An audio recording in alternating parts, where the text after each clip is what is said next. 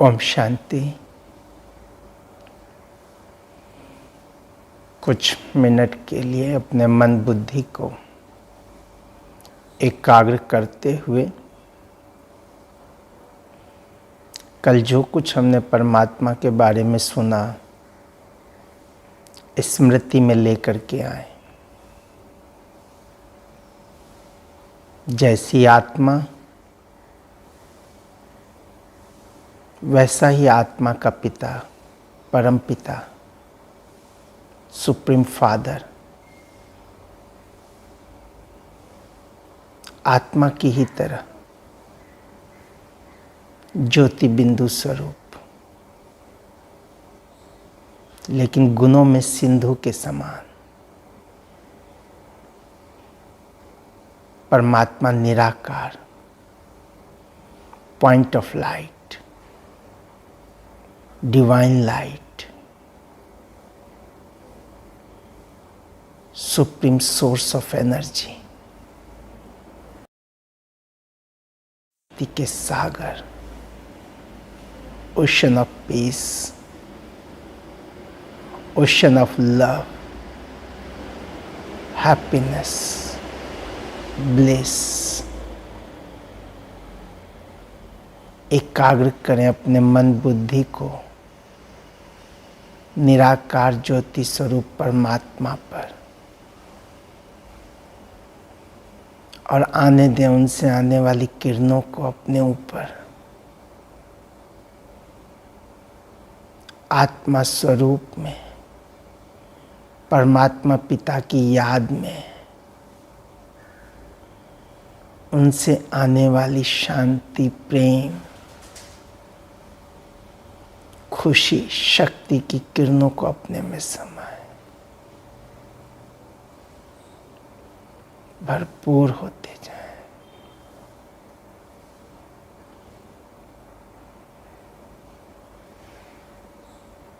ओम शांति।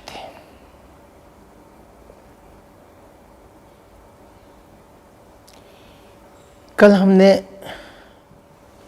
परमात्मा के बारे में बहुत एक चिंतन वाली चीजों को सुना कि मान्यता क्या है,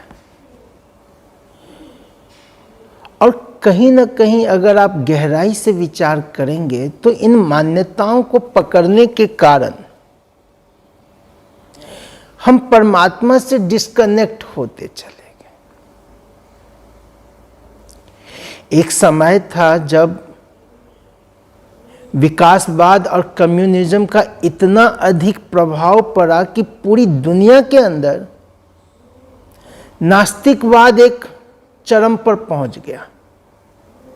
लोग परमात्मा से बिल्कुल एक तरह से जुदा ही हो गए। और फिर जब लोगों के जीवन से भौतिकवाद में अत्यधिक घिरते जाने की वजह से, भौतिकता में डूबने की वजह से, विलासिता में डूबने की वजह से, बुराइयों में डूबने की वजह से जब लोगों का मन छटपटाने लगा, बेचैन हो उठा, अशांत हो उठा, फिर से लोगों ने मेडिटेशन के माध्यम से, ध्यान साधना के माध्यम से परमात्मा की ओर जाने का प्रयास किया। लेकिन मान्यताओं को पकड़ने की वजह से, मान्यताओं के पीछे ही रह जाने की वजह से परमात्मा से हम फिर भी बहुत दूर होते चले जाए। परमात्मा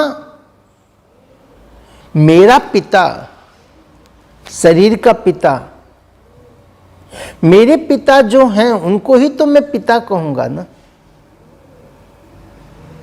ये जो हमने एक स्लोगन सुन रखा है, जैसी जिसकी भावना प्रभु मूरत दिखे तन ऐसी। अब भावनाओं के आधार पर तो हम किसी को भी पिता नहीं बना सकते।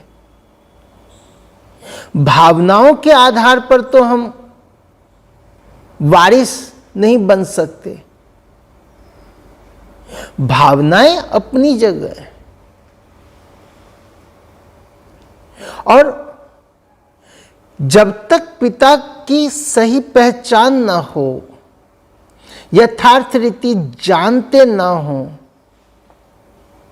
हम मान भी कैसे सकते हैं। इसीलिए आप देखेंगे कि भले हमने अपने अपने हिसाब से किसी को इष्ट बना रखा हो, किसी को गुरु बना रखा हो, किसी को कुछ बना रखा हो, लेकिन फिर भी हमारी बुद्धि कहीं ना कहीं परमात्मा की खोज करता रहता है। हमें संतुष्टि नहीं हो रही, सेटिस्फैक्शन नहीं हो रहा।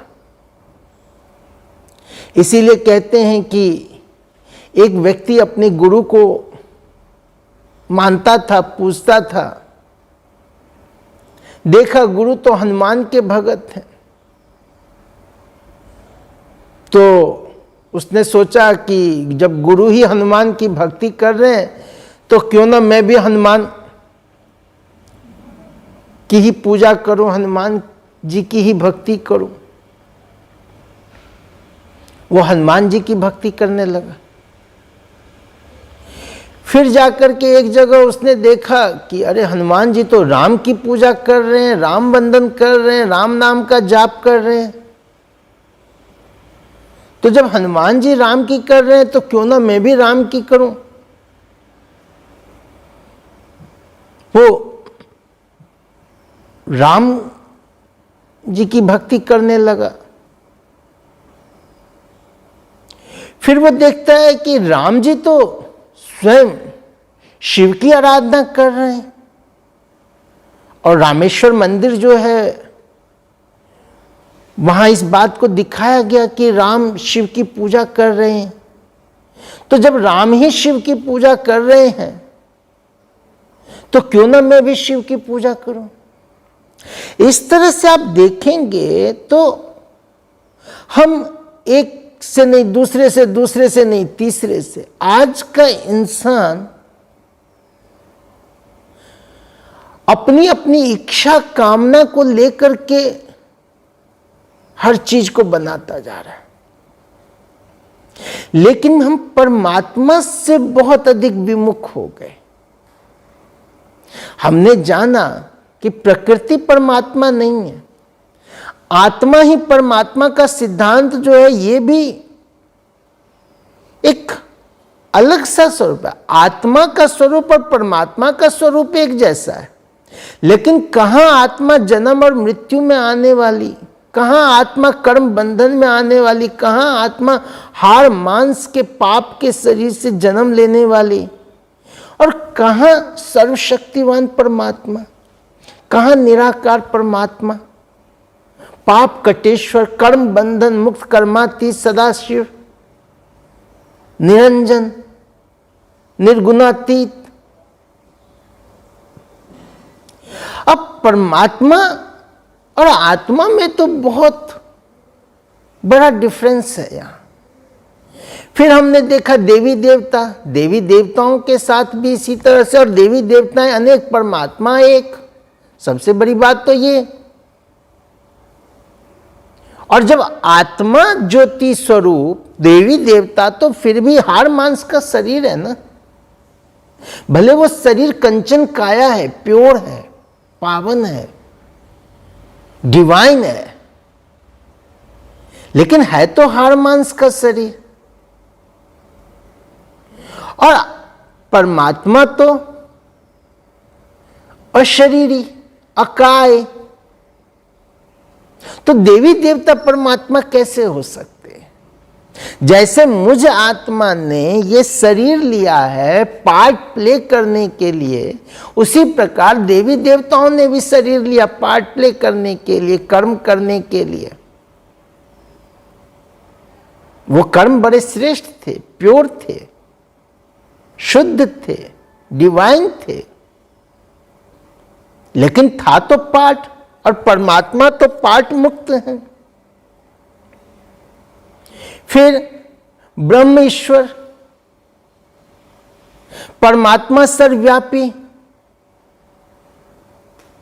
अब सर्वज्ञ और सर्वव्यापी, फिर हम देखें तो सर्वव्यापी का सिद्धांत जो है वो मूल रूप से मीराबाई के द्वारा दिया गया, या हमारे चैतन्य महाप्रभु, और जो ईश्वरीय स्नेह में, प्रेम में डूबे हुए थे, उनके द्वारा सर्वव्यापी का सिद्धांत दिया गया। यहां सर्वव्यापी स्नेह का सूचक था, सर्वव्यापकता कोई रियलिटी में नहीं था। जैसे एक मां का बच्चा बाहर होता है और बच्चे से मां की फोन पे वार्तालाप होती है, मां कहती लगता है तूने आज खाना नहीं खाया। बच्चा कितना भी वो कहे, मां कहती तू झूठ बोल रहा है, तेरी तबीयत ठीक नहीं है। मां को कैसे पता? एक पति के प्रेम में डूबी हुई पत्नी को उसका पति हर जगह दिखता है। मीरा को वो जहां देखती थी वहां कृष्ण ही कृष्ण दिखता था। वो तो उसके प्रेम में इस कदर दीवानी थी, इतनी खोई हुई थी कि हर जगह उनको वही सूरत, वही मूरत दिखता था। लेकिन इसका अर्थ ये नहीं कि वो हर जगह व्याप्त हैं। चैतन्य महाप्रभु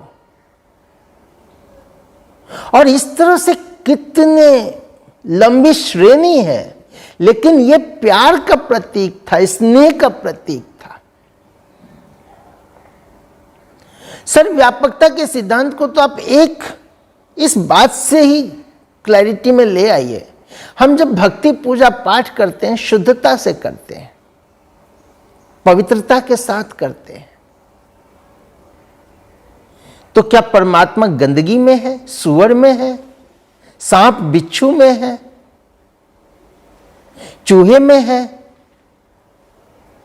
जो गंदगी का प्रतीक है, क्या परमात्मा उसमें भी है? और कहीं ना कहीं अगर आप देखें तो इस बात को जिन्होंने सर्वव्यापकता का सिद्धांत दिया, वो भी इस बात को स्वीकार नहीं करते कि उसमें परमात्मा है। और ऐसे अनेकों बड़े बड़े संतों का, महात्माओं का, महामंडलेश्वरों का अनुभवों में आपने देखा होगा। यहां तक कि शंकराचार्य जी एक जगह ज्ञान की प्राप्ति के लिए एक मुर्दा लेटा होता है, पड़ा होता है, तो शंकराचार्य का जो वो विवाद उनके साथ होता है, जिसमें कि वो स्त्री कहती हैं कि अहम ब्रह्मस्मि का सिद्धांत देने वाला, आज उसको इस मुर्दे में ब्रह्म नहीं दिख रहा, ईश्वर नहीं दिख रहा। उस समय वो उस स्त्री को गुरु माता जरूर स्वीकार करते हैं, लेकिन क्या एक मुर्दे में भगवान के अस्तित्व को आप स्वीकार कर सकते हैं? अगर स्वीकार कर सकते हैं तो मुर्दा जलाने के बाद स्नान क्यों करते हैं? मुर्दे को जब हम अग्नि संस्कार करने जाते हैं, अशुभ क्यों माना जाता है? यहां तक कि कई घरों में तो चूल्हे भी नहीं जलते हैं जिनके घर से वो व्यक्ति गया होता है। तो सर्वव्यापकता के सिद्धांत पर आप अपने ही जो मेरा मन स्वीकार कर रहा हो उसके अकॉर्डिंग जरा विचार करके देखिए। जो किसी ने कह दिया, किसी ने बोल दिया, हम इतने समय से हम इस चीज को मानते आए, वो सब भूल जाइए। क्योंकि अगर परमात्मा में मन को एकाग्र करना है तो मन वहीं टिकेगा जहां कोई एंटिटी हो, उसका स्वरूप हो, और जो स्वरूपमय होगा वो सर्वव्यापी नहीं हो सकता। क्योंकि जो सर्वव्यापी है तो मन को एकाग्र करने की जरूरत भी नहीं है। फिर हमारा मन अगर भटक भी रहा है तो वो तो परमात्मा में ही भटक रहा है। फिर तो हमें अपनी तनाव, अपने डिप्रेशन, अपनी हर चीज को एक्सेप्ट कर लेना चाहिए, स्वीकार कर लेना चाहिए। तो कल हमने देखा परमात्मा निराकार ज्योति स्वरूप, पॉइंट ऑफ लाइट, और परमात्मा अपना परिचय स्वयं देते हैं। इसीलिए परमात्मा को कहा गया स्वयं भू, स्वयं प्रकट होता है। स्वयं भू, खुदा खुद आता है, वो इस धरा पर आता है। जब जब धर्म की ग्लानि होती है, पाप चरम पर होता है, अधर्म विनाश, सत्य धर्म की स्थापना करने, दैवी सत्यों की सृष्टि की स्थापना करने उस खुदा को, उस परमात्मा को, उस स्वयंभू को, उस शिव पिता को स्वयं इस धरा पर आना पड़ता है। आत्माओं की गति सदगति के लिए आना पड़ता है, मुक्ति जीवन मुक्ति के लिए आना पड़ता है, लिबरेटर बन के आना पड़ता है, गाइड बन के आना पड़ता है। वो एक है, निराकार है, ज्योति स्वरूप है। वही परमात्मा है जो ब्रह्मा विष्णु शंकर के भी रचयिता हैं, लक्ष्मी नारायण के भी रचयिता हैं। नर को नारायण, नारी को श्री लक्ष्मी बनाने वाले पतित पावन पार ब्रह्म परमेश्वर वो एक है, निराकार है, ज्योति स्वरूप है। वो परमात्मा ही है जो गति सदगति देता है, मुक्ति जीवन मुक्ति देता है। वो परमात्मा ही है जो हमारे पापों को हरता है। उसको वैद्यनाथ भी कहा गया, पाप कटेश्वर भी कहा गया। उनके सहस्त्रों नाम हैं, लेकिन परमात्मा के नाम कर्तव्यवाचक और गुणवाचक है। वो उनके कर्तव्य और गुणों पर आधारित है। आज हमारे भी नाम परमात्मा के नाम पर होते हैं, लेकिन वो हमारे गुण और कर्तव्यों पर आधारित नहीं होते। इस पर एक बहुत सुंदर हंसी की कहानी है। कहते हैं एक व्यक्ति का नाम था छज्जूमल। तो उसकी पत्नी को सब पुकारते थे, देखो छज्जूमल की बीवी आ गई, छज्जूमल की बीवी आ गई। तो बड़ी इरिटेट होती थी, पता नहीं इनके माँ बाप ने ये कहाँ से नाम रख दिया है और लोग मेरा मजाक उड़ाते हैं। तो एक दिन उसने सोचा कि चलो सुबह सुबह ही पति के लिए खाना वाना पैक कर दिया, पोटली बांध दिया, बोला आज ये खाना लेके आप घर से निकल जाओ, लेकिन घर आप वापस तभी आना जब आपको कोई अच्छा सा नाम मिल जाए। बेचारा छज्जूमल पोटली लेके निकल पड़ता है।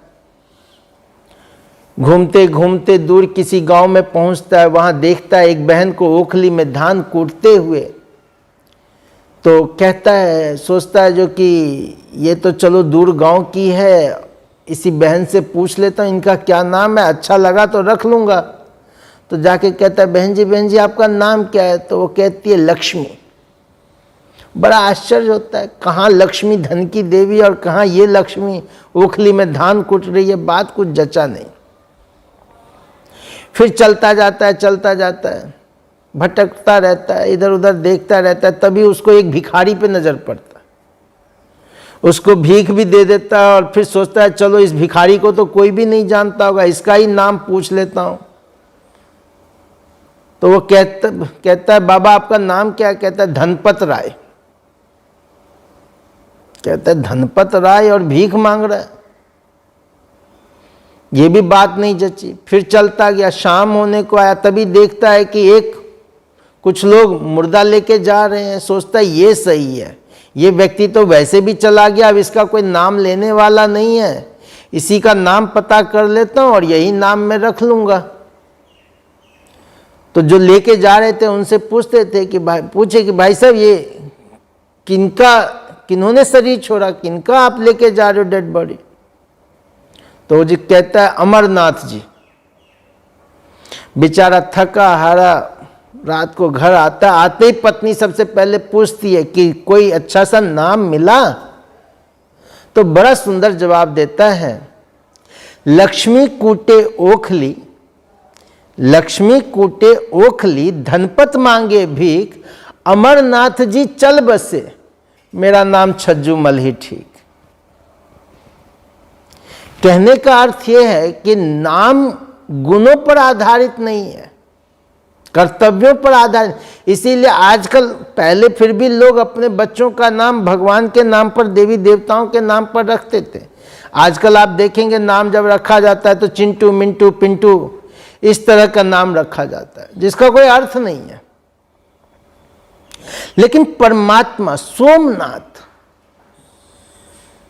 सोम रूपी रस पिलाने वाला, अमृत पिलाने वाला सोमनाथ, बबूलनाथ। हम आत्माएं जब कांटे समान बन जाते हैं, जब एक दूसरे को कांटा चुभोने लगते हैं, दुख देने लगते हैं, तो वो परमात्मा हमें बबूल से फूल आकर बनाते हैं। इसीलिए उनका नाम पड़ा बबूलनाथ। अमरनाथ, जो मृत्यु के चंगुल से आके छुड़ाए, अमरत्व प्रदान करे, अमरनाथ, विश्वनाथ, विश्व का वो नाथ। परमात्मा के नाम में नाथ शब्द या ईश्वर शब्द है। यह इस बात का प्रतीक है कि परमात्मा सभी के ईश्वर हैं, सबके मालिक हैं, नाथ है वो। केदारनाथ और न जाने कितने, पशुपतिनाथ। पशुपतिनाथ, जब हम आत्माएं पशु समान बन जाती हैं, पशु समान का अर्थ है जब हम आत्माओं के आचरण में, व्यवहार में, हम कोई पशु नहीं बनते हैं, हमारे आचरण में, व्यवहार में जब पाशविकता आ जाती है, आसुरियता आ जाती है, तो हमें पशु से देवतुल्य बनाते हैं। इसलिए उनको पशुपति नाथ कहा गया, देवों के देव कहा गया। वो एक है, निराकार है, ज्योति स्वरूप है, वो शिव है। और परमात्मा शिव से जब हम योग लगाते हैं तो हमारे अंदर से जो आसुरिता, काम, क्रोध, लोभ, मोह, अहंकार, ये विकार है, पाप है, ये नाश होता है। इसीलिए उनको पाप कटेश्वर कहा जाता है, पाप हरने वाला कहा जाता है, अवगुणों का नाश करने वाला, विषनाशक, विषतोरक, नीलकंठ। इसीलिए उनका गायन है, जिन्होंने हमारे अंदर के इन विकारों को, बुराइयों को स्वीकार किया। विषहर भी कहा जाता है। वो एक है, निराकार है, ज्योति स्वरूप है, वो हेवनली गॉड फादर है, स्वर्ग के रचयिता है। और वही पाप हरते हैं, कोई दूसरा पाप नहीं हर सकता। भाइयों बहनों, बहुत ध्यान देंगे इस बात को कि परमात्मा को ही पतित पावन कहा जाता है। हम जो आरती गाते हैं, विषय विकार मिटाओ पाप हरो देवा, वो परमात्मा के लिए गाते हैं। गंगा के पानी में नहाने से किसी का पाप नहीं नष्ट हो सकता। अगर गंगा के पानी में नहाने से पाप नाश होता तो जितने भी कैदी हैं, मुजरिम है, सबको ले जाके गंगा में डुबो देना चाहिए, पाप मुक्त हो जाते, सरकार का कितना बड़ा बजट बच जाता। कहते हैं कि एक बार एक बहुत ही बड़े दयालु व्यक्ति थे, उनके अंदर ऐसा ही भाव जागा कि बिचारी गंगा, इसमें इतने सारे लोग जाकर के पाप अपना धोते हैं, और कहा जाता है पाप से भारी तो कुछ नहीं होता, सबसे बड़ा भार वाला चीज क्या है, तो पाप है। तो बिचारी गंगा इतने सारे भार को कैसे झेलती होगी, कैसे सह रही होगी। तो ये सोचते सोचते गंगा मैया के पास गए। गंगा मैया को जाके बोले कि माँ, आप में इतनी सारी दुनिया आके अपना पाप धोती है, आप इनके पापों का करती क्या हो। तो माँ गंगे प्रकट होती हैं और माँ गंगे कहती हैं कि अरे मैं क्यों किसी का पाप रखूंगी, मैं तो सारा पाप उठा करके गंगा सागर को दे देती हूँ, सागर में डाल देती हूँ। तो वो बेचारा और भी ज्यादा दुखी होता है कि यहाँ तो एक गंगा, वहां तो पता नहीं कितनी नदियों का पाप उस सागर में आता है। बेचारा सागर क्या करता होगा। तो गया सागर के पास, सागर को कहता है आप में तो पूरी दुनिया का पाप भरता जा रहा है, आप इतने पापों का क्या करते हो। सागर कहता है अरे मैं किसी के पाप को लेके क्या करूंगा, मैं तो बादल को दे देता हूं। फिर वो बादल के पास जाता है, बादल को भी यही बात कहता है कि आप इतने लोगों के पापों का क्या करते हो। बादल कहता है मैं भी किसी के पापों को नहीं रखता, जिसका जो पाप है वो उसी के ऊपर डाल देता हूं। इसका कहने का भाव ये है कि इस संसार में कोई किसी के पापों को हर नहीं सकता। पाप हरने वाला, पाप कटेश्वर सिर्फ एक है, वो निराकार है, ज्योति स्वरूप है, वो परमात्मा है, शिव पिता है। उनके लिए कहा गया त्वमेव माताश्च पिता त्वमेव त्वमेव बंधुश्च सखा त्वमेव। सर्व संबंध उस परमात्मा से, वो माता भी है पिता भी है, इसीलिए उनको बाबा कहते हैं। बाबा,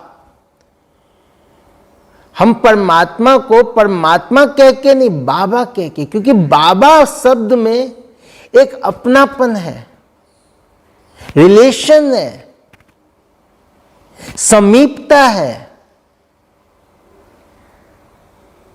बाबा क्यों कहते हैं? क्योंकि वो बापों का भी बाप है, सर्व का पिता है। दूसरा, कुछ जगह पर, खास करके आप महाराष्ट्र तरफ देखेंगे या और जगह पर, बा शब्द मां के लिए प्रयोग किया जाता है। वो माओं का भी मां है। इसलिए परमात्मा ये जिसको त्वमेव माताश्च पिता त्वमेव कहा गया, वही माता पिता है, वही बंधु सखा स्वामी है। इस संसार के सारे जो संबंध हैं वो तो पार्ट है, ड्रामा है, लेकिन रियल संबंध परमात्मा के साथ है। परमात्मा ने उन संबंधों के आधार पर इस संसार की रचना की है। वो एक है, निराकार है। और सभी धर्मों में, ध्यान देंगे, सभी धर्मों में निराकार शिव को ही परमात्मा माना गया है। जहां हमने हिंदू धर्मों की चर्चा की, आप देखिए नॉर्थ में अमरनाथ, साउथ में रामेश्वरम, ईस्ट में काशी विश्वनाथ, वेस्ट में सोमनाथ,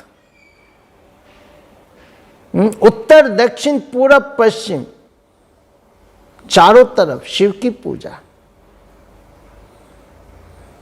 नेपाल पशुपतिनाथ, 12 ज्योतिर्लिंग मठ, 12 ज्योतिर्लिंग का गायन है ये, जो विश्व प्रसिद्ध ज्योतिर्लिंग मठ है। शिवलिंग को ज्योतिर्लिंग भी कहा गया, वो ज्योति स्वरूप परमात्मा का प्रतीक है। तो 12 ज्योतिर्लिंग मठ, वहीं आप देखेंगे रामेश्वरम में राम ने शिव की पूजा की, गोपेश्वरम में कृष्ण ने शिव की पूजा की। वो देवों के भी आराध्य हैं, ईश्वर हैं, राम के ईश्वर, कृष्ण के ईश्वर। यहां तक कि हम देवियों की पूजा करते हैं, और देवियों को दुर्गा, काली, संतोषी, सरस्वती, पार्वती, इनको शिव शक्ति कहा गया है। शिव शक्ति, शिव से निकली हुई शक्तियां, देवियां, शिव शक्ति। तो देवियों के भी जो आराध्य हैं, जिनसे देवियां निकली हुई हैं, वो एक है, वो शिव है, निराकार है, ज्योति स्वरूप है। लेकिन सिर्फ हिंदू धर्मों में शिव की पूजा नहीं होती। आप अगर देखें और इतिहास के पन्नों को खोलें तो मक्का, जहां लोग हज करने जाते हैं, इस चित्र में आप देखेंगे यहां एक काला पत्थर रखा हुआ है जिसे संगे अस्वद कहा जाता है। और यथार्थ ये है, सच्चाई ये है कि काशी विश्वनाथ का शिवालय और मक्का में रखा हुआ संगे अस्वद दोनों एक जैसा है। इसीलिए कहा गया काशी काबा एक। दुनिया में कहीं भी मस्जिद में कोई पत्थर का चिन्ह नहीं रखा जाता है, सिर्फ इसी जगह पर यह रखा गया है जिसको संगे अस्वद पवित्र परमात्मा का प्रतीक मानते हैं। लोग मस्जिद की परिक्रमा नहीं करते और मस्जिद में जाने के लिए नहाने की भी जरूरत नहीं, लेकिन वहां परमात्मा के दीदार से पहले, जैसे हिंदू धर्म में गंगा नदी है, वहां जमजम नदी है, स्नान करके और 7 बार 11 बार वहां मक्का की परिक्रमा करते हैं, शुद्धता से जाते हैं, पवित्रता से जाते हैं और उस संगे अस्वद को दूर से चूमते हैं। इसलिए चूमते हैं कि परमात्मा खुदा मेरे पापों को हर लेता है। और इसीलिए यह मान्यता है कि पहले वो पत्थर भी सफेद था, धीरे धीरे सभी के पापों को हरते हरते वो पत्थर काला हो गया। मान्यता है, हम उस पे नहीं जाएंगे, लेकिन उस पत्थर को भी नूरे इलाही कहते हैं। नूर, नूर ज्योति, ज्योति स्वरूप परमात्मा। क्रिश्चियन लोग God is light, Jesus Christ ने कहा God is light, I am the son of God. उन्होंने ये नहीं कहा कि मैं भगवान हूं, मैं भगवान का बच्चा हूं। परमात्मा एक है, वो लाइट स्वरूप है। इसीलिए आप चर्च में जाएंगे तो एक बड़ा कैंडल जलाया जाता है जो परमात्मा ज्योति स्वरूप का प्रतीक, और छोटे छोटे कैंडल आत्माओं का प्रतीक। बौद्ध धर्म, वैसे तो बौद्ध धर्म को गॉडलेस रिलीजन माना गया, लेकिन अगर आप देखें तो जापान में और जगह पे जो बौद्धि लोग हैं, वो लोग एक लकड़ी के स्टैंड पर 3 फुट हाइट, 3 फुट की दूरी से लाल पत्थर रखते हैं, जिस पत्थर को चिनकॉन्सेकी कहते हैं, अर्थात पीस गिवर, शांति दाता। और उस पत्थर से 3 फुट की दूरी से वो लोग ध्यान लगाते हैं, मेडिटेट करते हैं। वो लंब गोलाकार लाल पत्थर जो ज्योति का प्रतीक। गुरु नानक देव जी ने भी कहा, एक ओंकार सतनाम कर्ता पुरुष निर्वैर। परमात्मा एक है, ओंकार है, निराकार है। गुरु गोविंद सिंह ने तो परमात्मा को शिव शब्द से संबोधित किया, दे शिवा ये वर मोहे, शुभ कर्म मन से कबहू न टलूं। उन्होंने परमात्मा को शिव शब्द से संबोधित किया। हजरत मूसा बहुत बड़े पैगंबर हुए, उनको परमात्मा का झाड़ी के बीच जलती हुई ज्योति के रूप में साक्षात्कार हुआ। उन्होंने कहा, God is the burning light, Jehovah. सनातन धर्म के लोग अग्नि की पूजा करते हैं। पारसी लोग उनके मंदिर को भी फायर टेम्पल कहते हैं। जब पारसी भारत में आए थे तो अपने साथ वो एक ज्योति लेके आए थे। विश्व के किसी भी कोने में आप चले जाएं, धीरे धीरे बहुत कुछ हुआ। इसके ऊपर हम एक पूरा सेशन चलेगा जब धर्म के डिटेल में हम जाएंगे, लेकिन अभी हम सिर्फ सार रूप में ये रखने की कोशिश कर रहे हैं कि दुनिया के सभी धर्मों में एक परमात्मा के बारे में ही कहा गया है। वो एक है, निराकार है, ज्योति स्वरूप है, वो शिव है।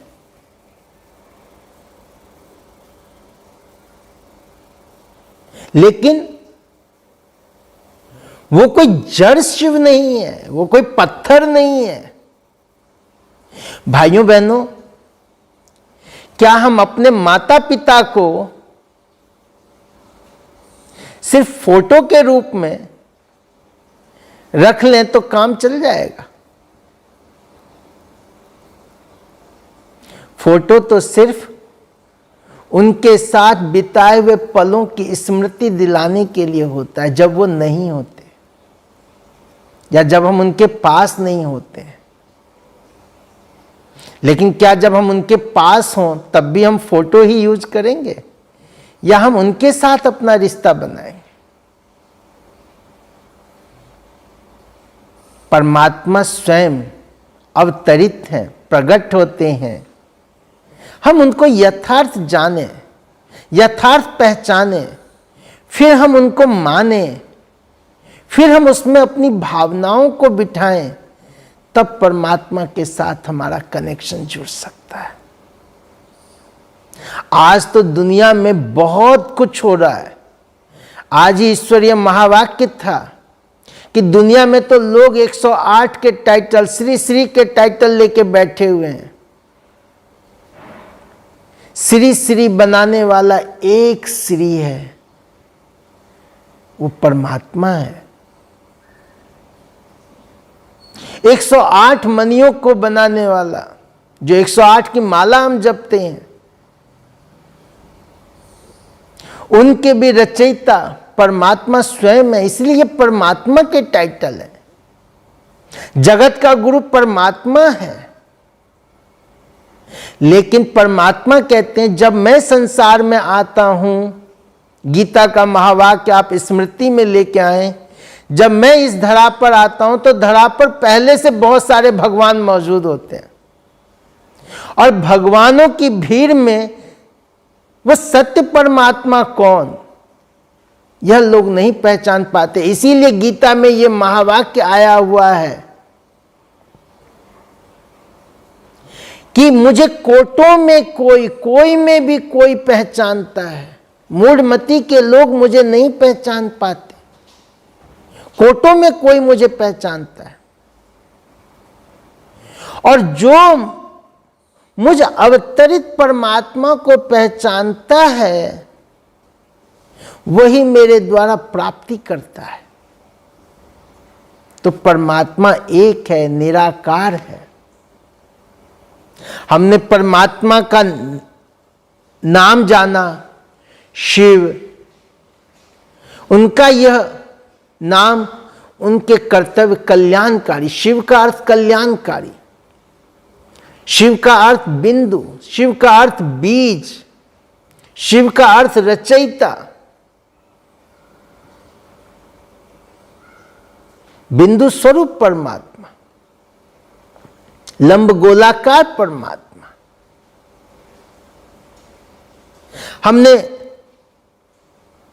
नाम जाना, रूप जाना, उनके गुणों के बारे में जाना।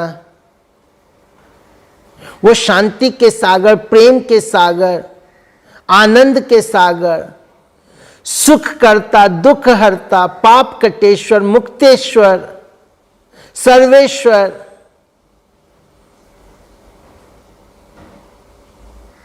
अब हम परमात्मा रहते कहां हैं? क्योंकि जो परमात्मा का दर वही अपना दर, इसलिए कहते हैं दाता का घर वो आत्माओं का दर, हमारा ठिकाना।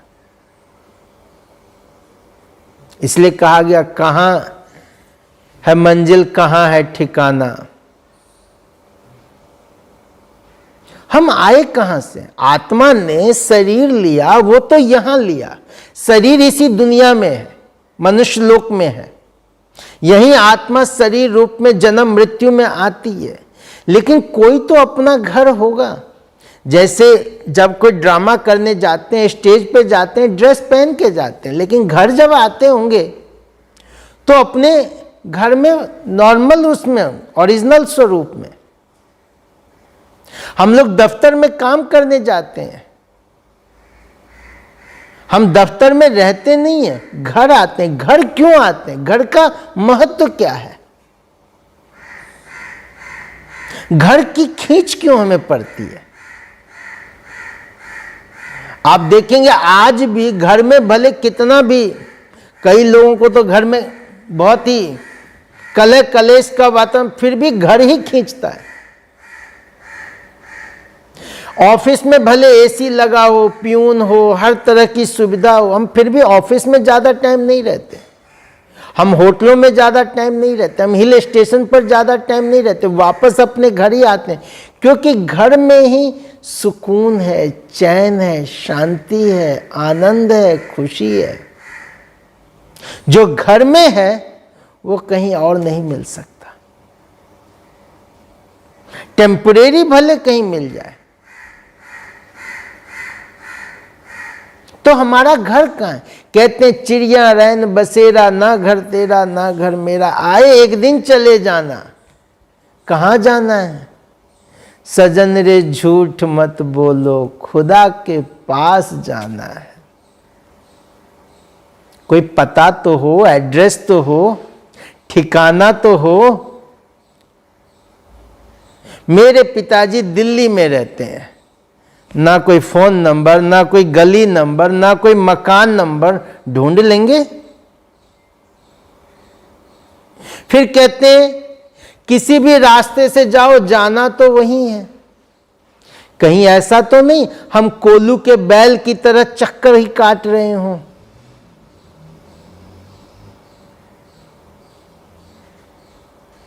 परमात्मा एक, घर एक, रास्ता भी एक ही, और वो रास्ता वो स्वयं बताता है।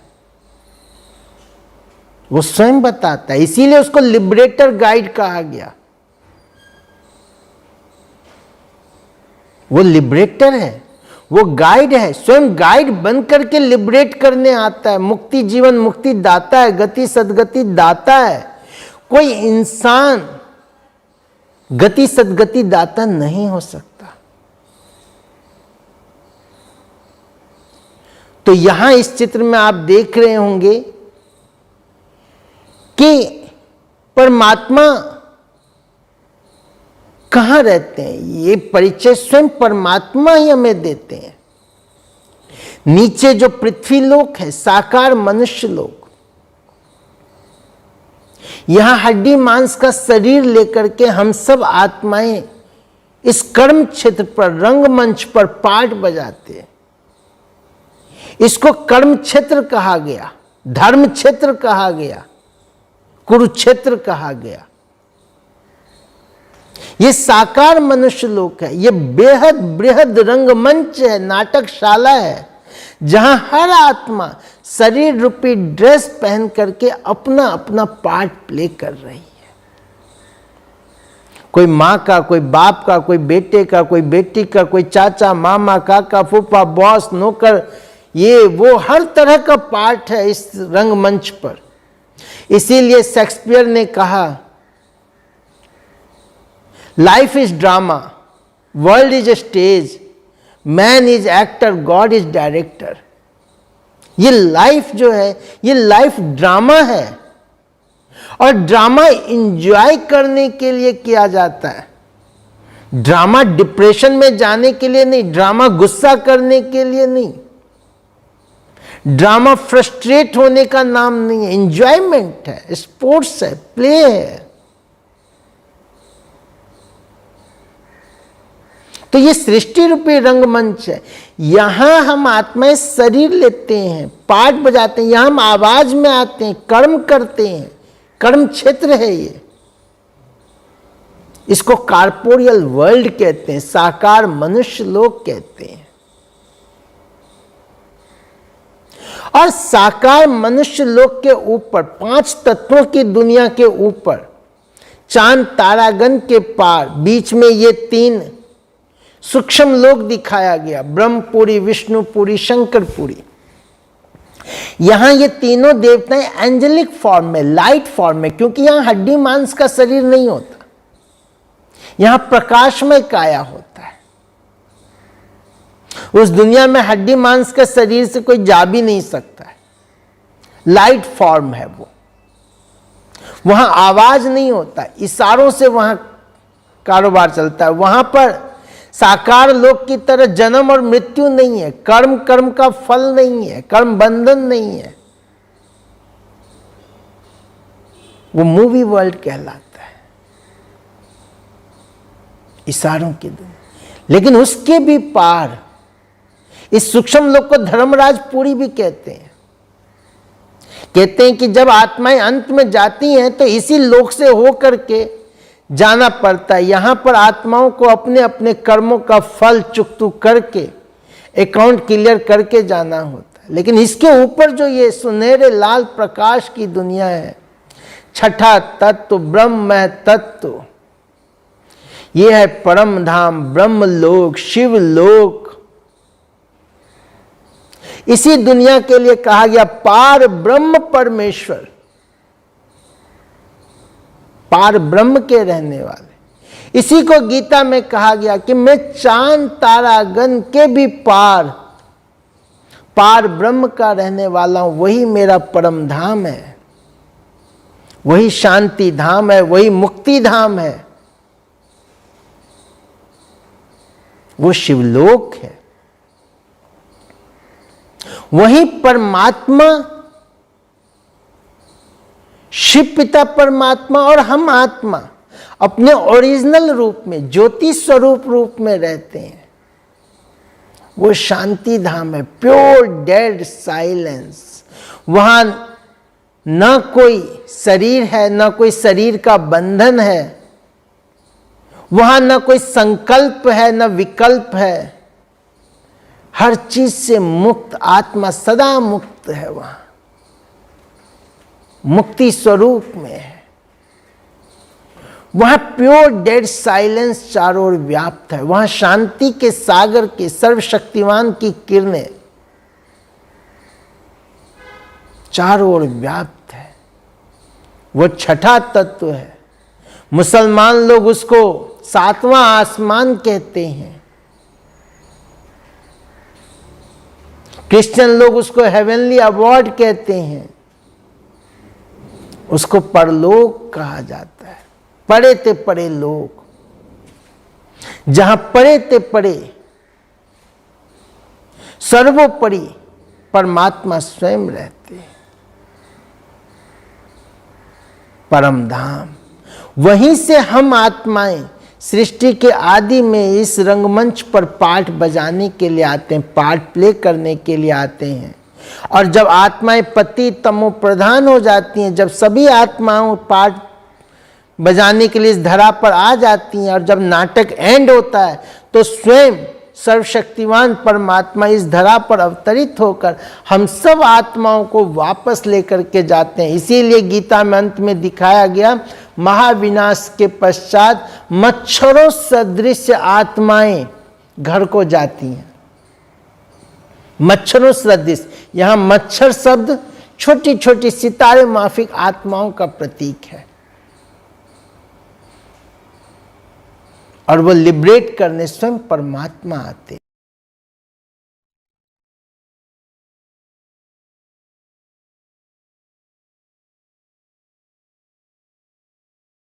अब पाठ समाप्ति की ओर है।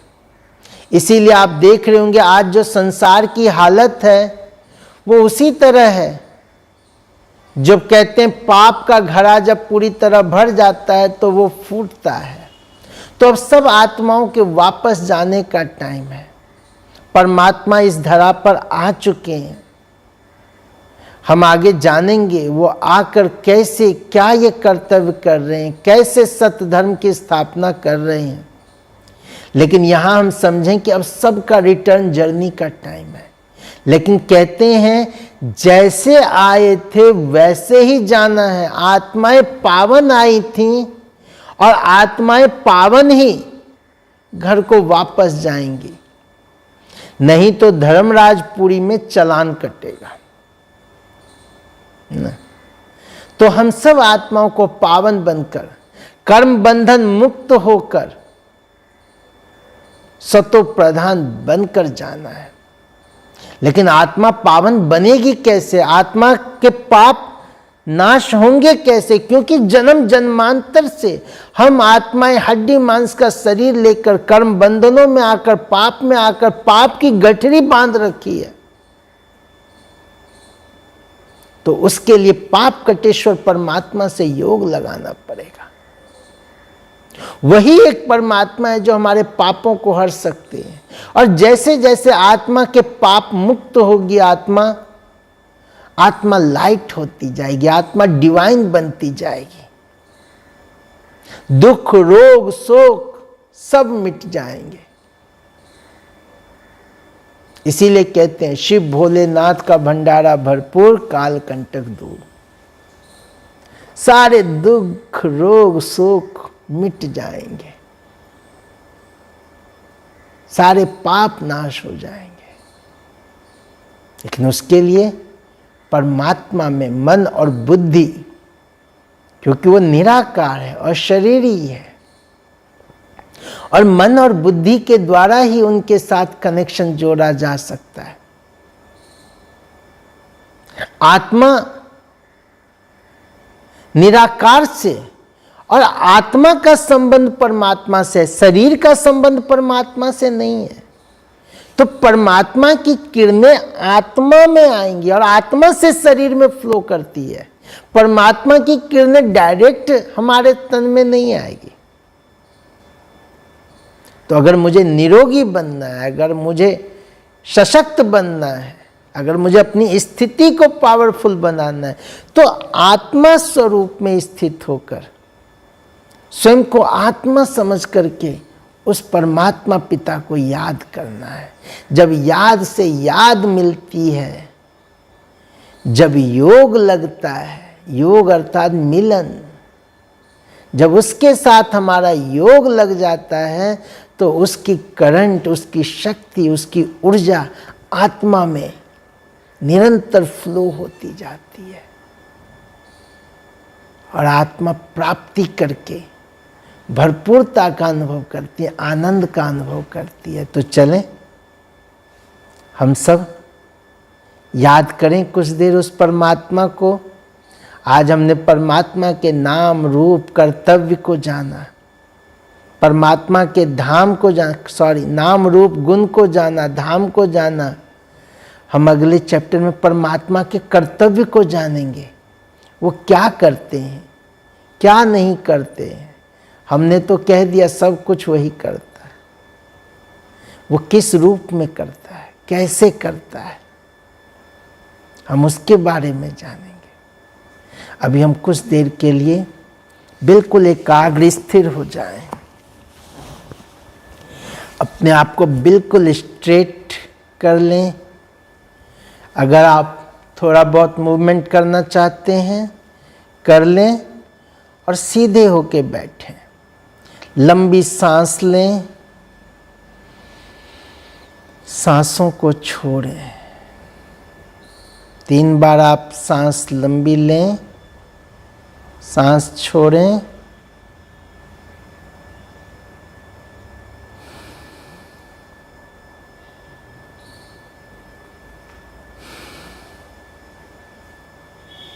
एकाग्र स्थिर शांत।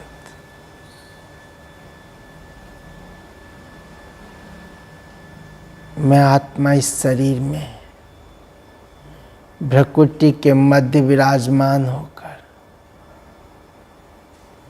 इस सृष्टि रंगमंच पर पाठ बजाते हुए जन्म जन्मांतर से जन्म दर जन्म कर्म बंधन में बंधी हुई मैं आत्मा निरंतर पाठ बजाते हुए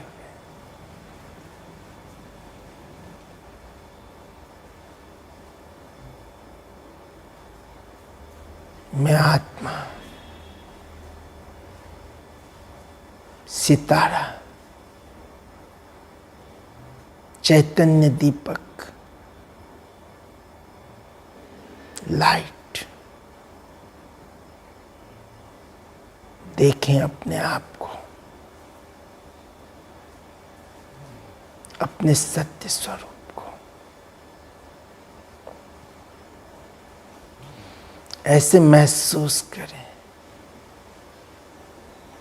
जैसे आत्मा ने इस शरीर रूपी कपड़े को धारण किया हुआ है। मैं शरीर नहीं हूं, मैं आत्मा हूं। आत्मा ही आंखों से देखती है, मुख द्वारा बोलती है, कानों द्वारा सुनती है, हाथ पांव द्वारा कर्म करती है। देखने, सुनने, बोलने, करने वाली मैं आत्मा, महसूस करने वाली मैं आत्मा, मैं आत्मा हूं, ज्योति स्वरूप अशरीरी।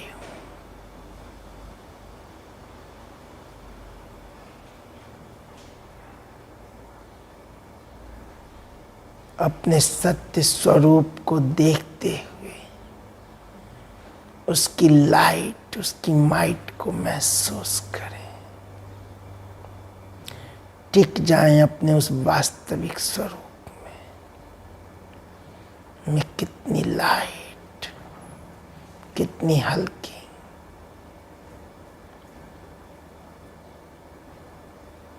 मैं आत्मा अपने घर से इस धरा पर पाठ बजाने आई। मेरा घर इस शरीर के पार,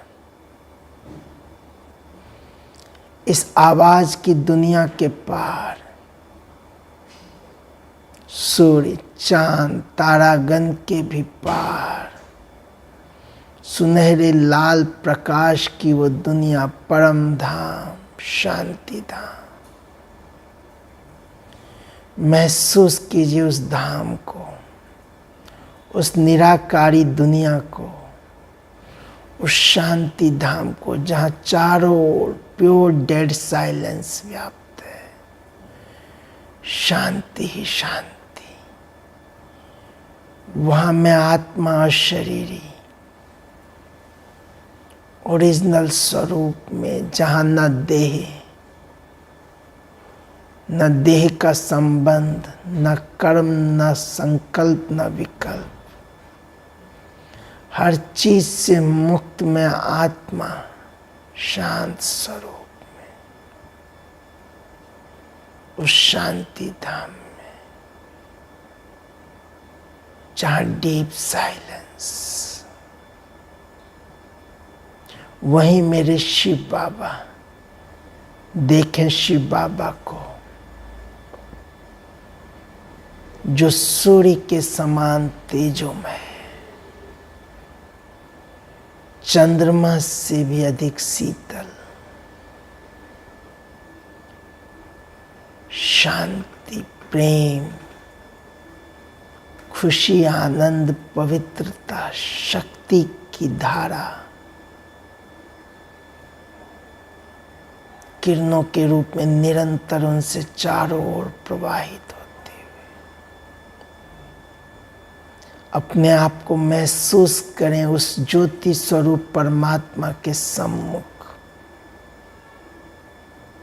देखें उस ज्ञान सूर्य परमात्मा को, ज्ञान के सागर परमात्मा को। मन बुद्धि को टिका दें उनके स्वरूप में। शांति की असीम धारा, फाउंटेन निरंतर उनसे प्रवाहित होते हुए मेरे ऊपर बरस रही है। शांति शांति, निरंतर शांति मेरे अंदर समाते हुए, मुझ आत्मा में भरते हुए। लाइट स्वरूप परमात्मा, सुप्रीम लाइट, उनकी मैं संतान लाइट स्वरूप। शांति के सागर, उनकी मैं संतान, आत्मा शांत स्वरूप। आने दे किरणों को, शांति की शक्ति, प्रेम की शक्ति, सुख, आनंद, पवित्रता। कितना सुंदर मेरा भाग्य है, वारे मैं जो आज स्वयं परमात्मा मेरे सम्मुख है, शिव बाबा मेरे सामने,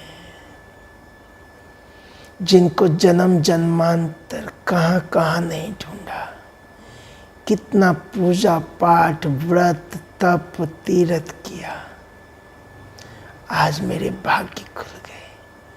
जो स्वयं भाग्य विधाता मेरे सामने है, लगा लें अपने मन बुद्धि को, उसमें जोड़ लें अपने मन के तार उनके साथ, अपने मन की भावनाओं को उस परमात्मा पिता में, माता पिता, बंधु, सखा, स्वामी में, और निरंतर उनसे आने वाली उस शांति सुख की किरणों को, उसकी धारा को, और मैं आत्मा शांति से भरपूर, प्रेम से भरपूर, सुख से भरपूर, शक्ति से भरपूर होकर इस संसार में सुख, शांति, प्रेम, खुशी की किरणें फैलाने के लिए वापस अपने मस्तक सिंहासन पर, पूरे शरीर में, एक एक अंग में, आसपास, चारों ओर वाइब्रेशन तरंगे फैलाते हुए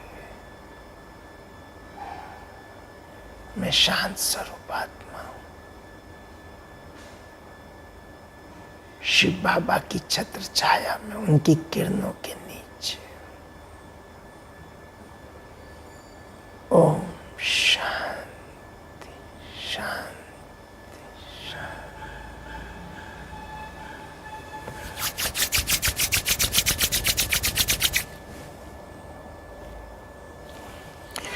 ओम शांति। एक और चीज, और आप इसको अपने हर बीमारी पे यूज कर सकते हैं। इस तरह से अपने आप को ध्यान में लेकर जाएं, परमात्मा से शक्ति लें, और उसके बाद अपने हाथों को अच्छी तरह से रगड़ करके इसमें जो ऊर्जा पैदा हो रही है, इसको आप अपने घुटने में अगर दर्द है वहाँ पर लगाएं, आपके सर में कोई प्रॉब्लम है वहाँ पर लगाएं, और इस तरह से आप अपने हर बीमारी पर, और इसको अगर आप दिन भर में 8-10 बार 15 बार करते हैं और कुछ दिन करते हैं, आप देखेंगे तत्काल आपको रिलीफ मिलेगा। तो ये बहुत सुंदर उपाय है, लेकिन इसके लिए आत्मा स्वरूप में स्थित होकर के परमात्मा के साथ कुछ देर के लिए, और उसकी शक्ति को आवाहन करके जहाँ जिस अंग में आपको प्रॉब्लम है वहाँ आप वो किरणें डालें। इसका आप पर क्या असर होता है, आपके रिप्लाई का इंतज़ार होगा। आज की इस चर्चा में आपके कोई भी प्रश्न हो आप कमेंट बॉक्स में डालें। और विशेष चीज़, अभी तक आप सबने सब्सक्राइब नहीं किया है, आशा करता हूँ आप इस अनुभूति भवन चैनल को सब्सक्राइब करेंगे, और औरों को भी आप इसका लाभ पहुंचाएं। इसके लिए आप अधिक से अधिक लोगों को, अपने संबंध, संपर्क, फैमिली, फ्रेंड्स, उन सब तक इसको जरूर भेजें। ओम शांति। Thank you.